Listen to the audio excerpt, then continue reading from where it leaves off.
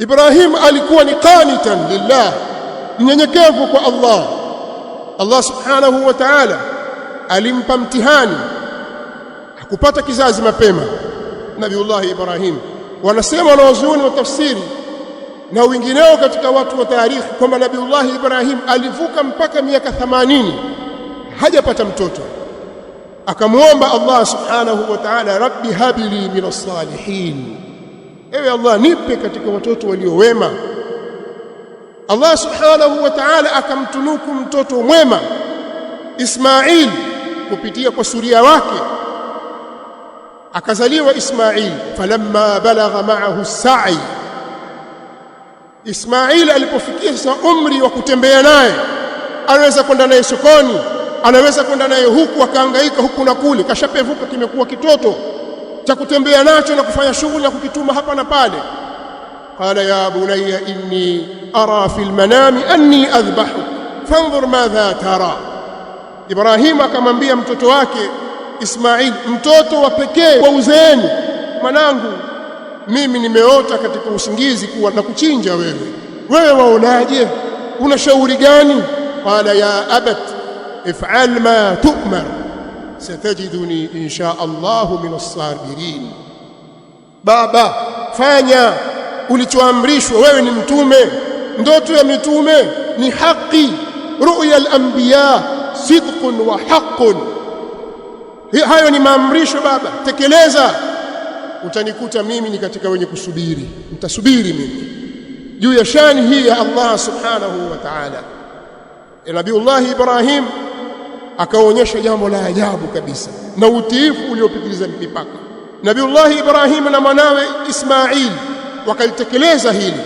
Falamma aslama watallahu liljabin wanadainahu ay ya Ibrahim qad saddaqta ar-ru'ya. Wanawazuoni wanatueleza kuhusiana na tukio hili kuna mambo mawili makubwa: unyenyekevu usio na kifani na malezi bora kwa watoto. Nabiullah Ibrahim aliambia achinje mwanawe, akakubali kwa sababu ni amri kutoka kwa Allah subhanahu wa ta'ala. Sisi katika kuitekeleza mila hii na utaratibu huu hatukuambiwa tuwachinje watoto wetu, tuambiwa tuchinje mnyama kwa maelekezo ya Mtume Muhammad sallallahu alaihi wasallam na vitendo vyake. Hadithi ya Anas muttafaqun alayhi, Mtume sallallahu alaihi wasallam kana yudhi bikabshayn amlahayn aqranayn yusammi wa yukabbir. Mtume sallallahu alaihi wasallam alikuwa akichinja udhiya kondoo wawili amlahayn, wanawazuoni utafsiri wasema walionona, wengine wasema ni aghbarain kwa maana ni wanyama wa kijivu hivi, lakini walionona. Aqranain, wenye mapembe, kuonyesha ni wakubwa waliokomaa vizuri. Anasema bismillah, Allahu akbar. Hadithi muttafaqun alayh. Kwa ni maelekezo ya Mtume sallallahu alayhi wasallam, na sisi tukatakiwa waislamu tulifanye hili. Kila aliye na uwezo wa kuchinja, hizi ndiyo siku za kuchinja. Fasalli li rabbik wanhar. Allah subhanahu wa ta'ala anamwambia Mtume sallallahu alayhi wasallam, wal khitabu li jami'i al-umma, swali kwa ajili ya Mola wako, fanya ikhlas na uchinje kwa ajili ya Mola wako tu. Kwani wakati wa kuchinja waislamu leo siku ya 10, kesho 11, 12, 13, siku zote hizi 4 ni siku za kuchinja.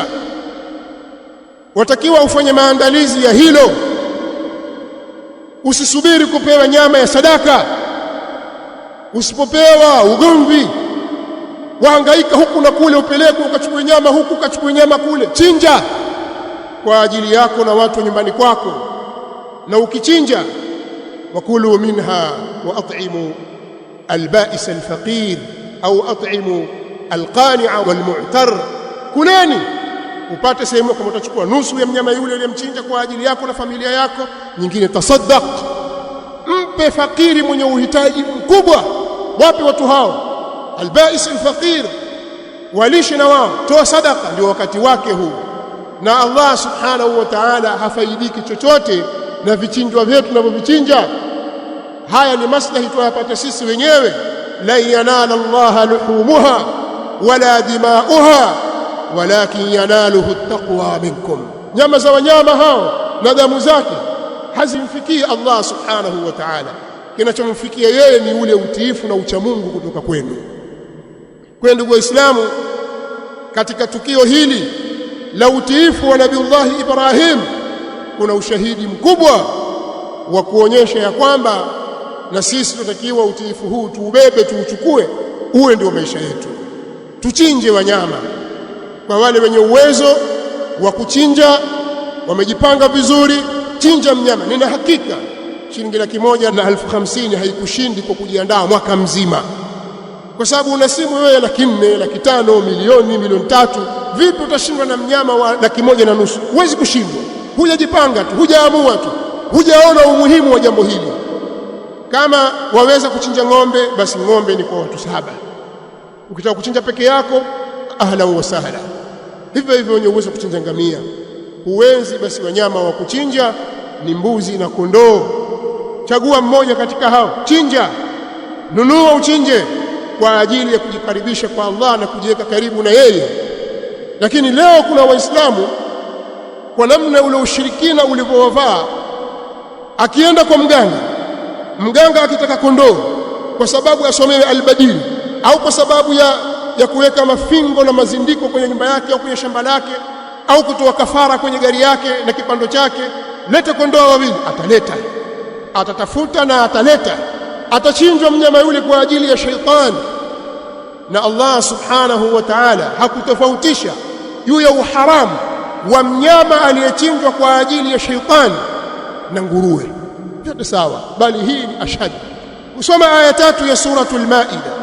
Allah subhanahu wa ta'ala anasema, hurrimat alaykumul maytatu wad-damu wa lahmul khinziri wama uhilla lighayri Allahi bihi wal munkhaliqatu wal mawqudhatu wal mutaraddiyatu wan natihatu wama akala as-sab'u illa ma dhakkaytum wama dhubiha 'ala an-nusub.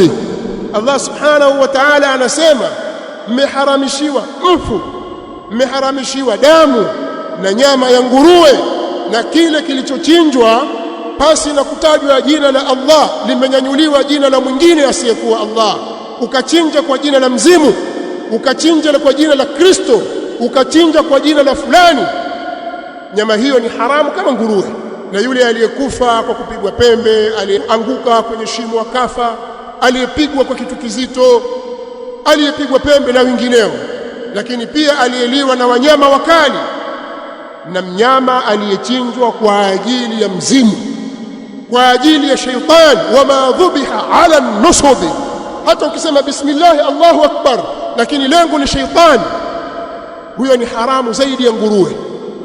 Wako Waislamu wanaochinja kwenye makaburi, wanaochinja kwenye mizimu, wama dhubiha ala nusub, lakini hachinji kwa ajili ya Allah subhanahu wa ta'ala katika siku kama hizi.